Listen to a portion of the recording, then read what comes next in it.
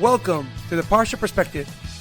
Each week, we will delve deep in a weekly Torah portion to find a practical and insightful way to enhance your daily life.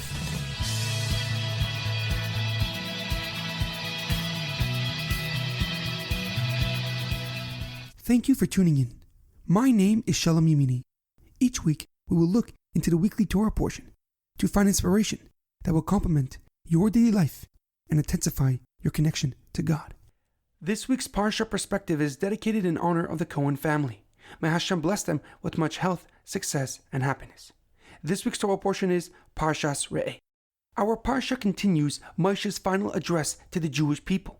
He informs the nation that depending on their actions, they can either be beneficiaries of the blessings or, heaven forbid, curses. The blessings will come if they obey Hashem's commandments.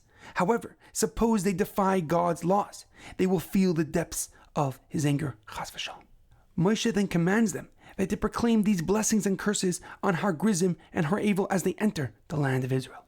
Moshe then repeats many laws and commandments, the laws of Ma'aser Sheni and the laws of Shemitah, a list of kosher birds, fish, and mammals, the laws of a false prophet, the mitzvah of charity, tzedakah, and the many laws concerning the Yom Tovim, the holidays of Pesach and Sukkot. However, a question comes to mind.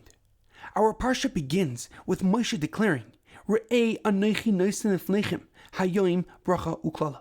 Behold, I place before you today a blessing and a curse.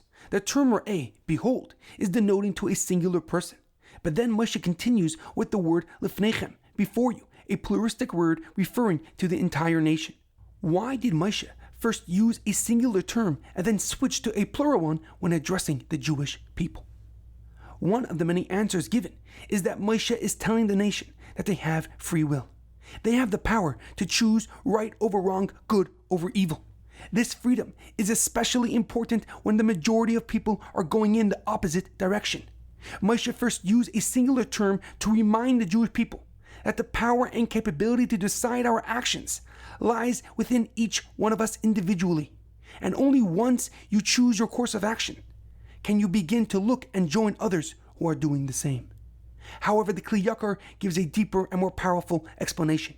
He explains that Moshe Rabbeinu is not only telling the Jewish nation that they have the power to choose, but instead, because they can choose, each individual act matters on a grand scale. Every time we make a choice, we do not only affect ourselves, but in fact, we influence and impact the rest of the world as well. The Rambam in Mishnah Torah in Hilchos Tshuva writes that a person should always look at themselves as equally balanced between merit and sin. For the world is similarly balanced between merit and sin. And if one performs a sin, they tip the balance and that of the entire world in the side of sin. However, if one performs a mitzvah, they tip their balance and that of the entire world to the side of merit. As Shlomo HaMelech writes in Mishlei, V'tzadik yesod olam. A righteous person is the foundation of the world, that every person who conduct themselves virtuously and honorably can sway the balance of the world for good and save it. In our daily life, we must remind ourselves that what we do matters. For every action creates a butterfly effect that impacts and can change the world. This is especially important for us as the Jewish people, for we are all inherently connected. Thus, each one of our own individual futures lies in every person's hand. There's an amazing quote that I once heard. Act as if what you do makes a difference, for it truly does. Have a great weekend and a good Shabbos.